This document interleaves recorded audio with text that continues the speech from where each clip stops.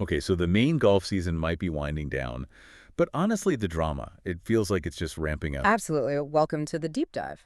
We're looking at the global report for roughly the last week, October 27th to November 2nd. And yeah, not a lot of huge full field events maybe, but some incredible finishes. And maybe even more importantly, some really big structural shifts happening off the course. Tectonic plates moving, you could say. Definitely. We've dug through a whole stack of sources, pro results, amateur stuff, but also the key business moves, player transfers, the lot. And our mission for you today is pretty straightforward. Get you up to speed on the key wins, sure, but really help you grasp the strategic plays that are, actively reshaping the future of the sport right now. Yeah. Things like live golf, the whole OWGR situation, and how players actually get into the majors these days. It's getting complicated. It really is. And the contrast this week was just stark, wasn't it? Totally. You had these incredibly clutch playoff wins over in Asia, pure sporting theater, and then bam, almost in the same breath, you've got this intense heat around the off-season transfer market, which, by the way, just officially opened. Game on. It's fascinating timing. That amazing finish in Malaysia, and then almost immediately this other win on the Asian tour that just flips the script on major access. Right. The results on the course are feeding directly into the arguments happening, behind closed doors. Okay, let's start with that on-course drama then. The LPGA Maybank Championship in Kuala Lumpur. Wow. That three-way playoff. Oh, what was something else? Really showcased the global talent in women's golf. You had Miyu Yamashita from Japan getting her second LPGA win of the year. She shot 67 on Sunday. Yeah, and then had to battle it out against Jeeno Thitikul from Thailand and Haeran from South Korea.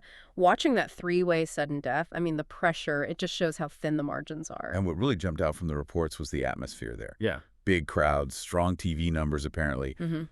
It just underlines how important Asia is becoming for the LPGA, not just as a market, but strategically too.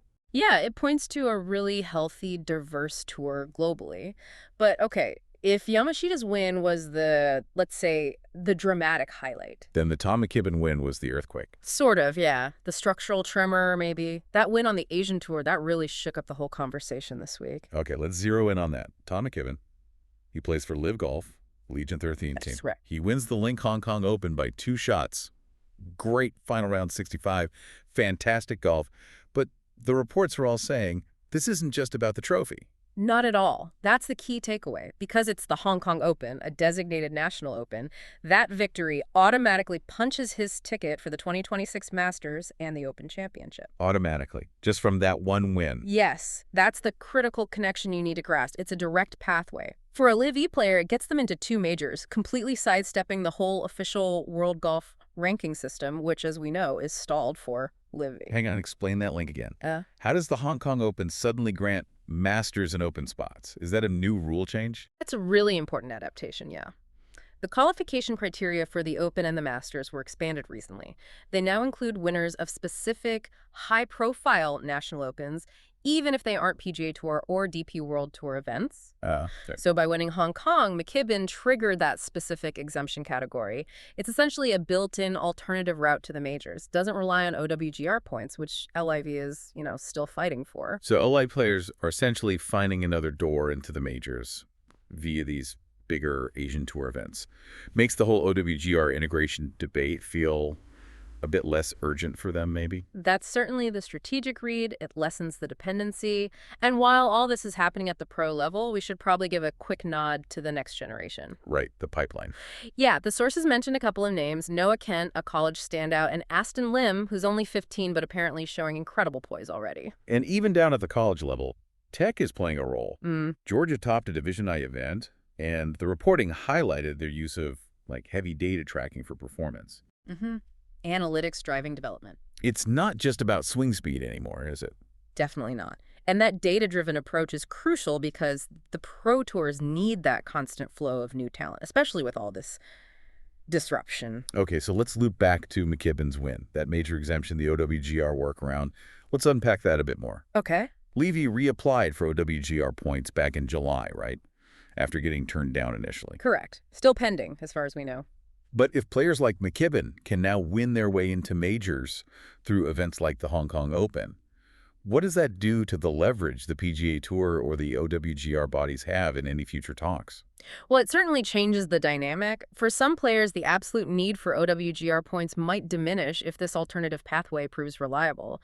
McKibbin's win is like proof of concept. And Levy is leaning into this. Oh, yeah. Reports suggest they're planning to double the number of qualifying spots available through the Asian Tours International Series. That's a very clear signal. A direct play to attract top players who are worried about getting into the majors if they sign with a Levy. But what's the reaction been like in the wider golf world? This feels like gaming the system, to some. It's completely split, as you'd expect. You've got one camp saying this dilutes major qualifications, makes things messy, fractures the calendar. Okay. Then the other side argues, well, the current OWGR system maybe isn't set up fairly for tours outside the establishment, so these workarounds are actually necessary accommodations. Ensures global talent gets a shot. Both views are loud and clear in the source material. And storing this pod even more.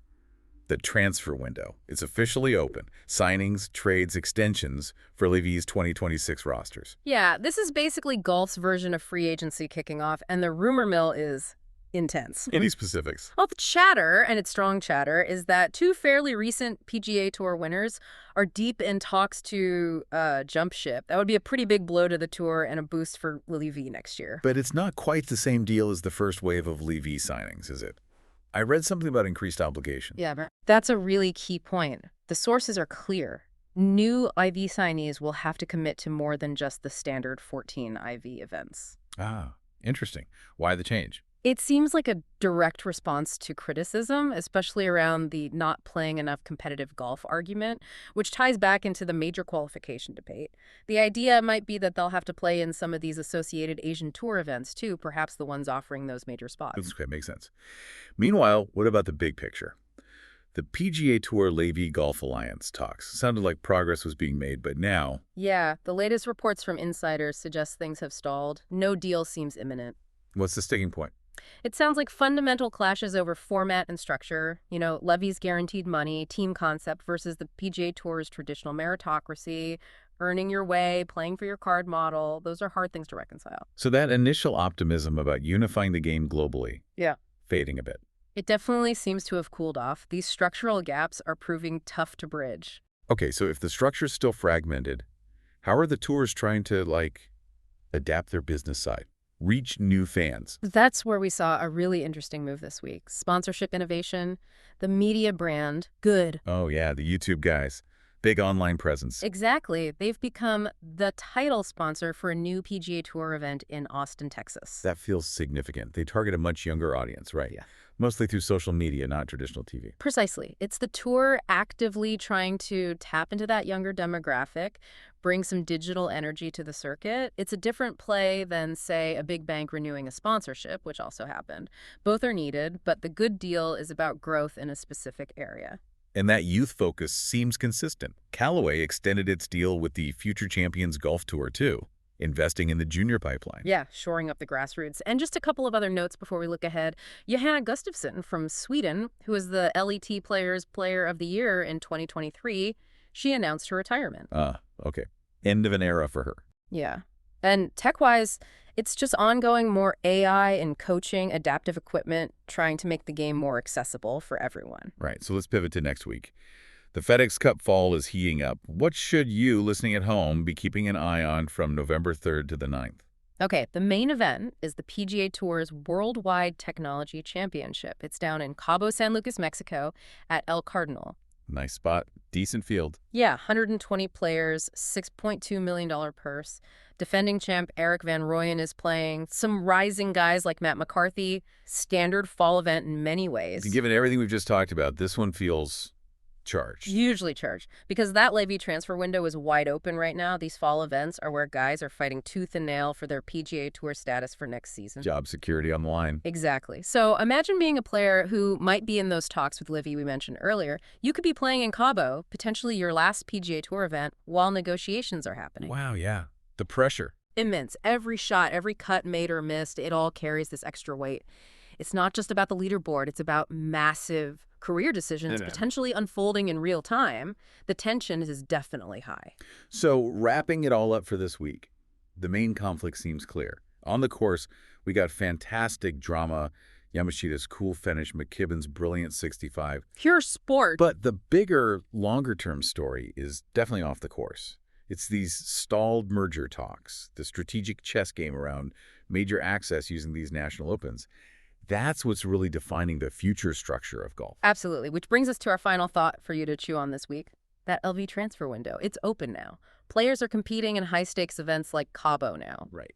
So if getting into majors suddenly looks possible without needing the OWGR, thanks to wins like McKibbin's, and if Levy is potentially offering new deals, maybe with slightly different obligations, how much pressure does that put on the PGA Tour, not just structurally, but on the players themselves, emotionally, during these absolute crucial final weeks of their season? That's a heavy question. The heat is definitely on everywhere you look. We'll be back next week to dive into whatever happens next.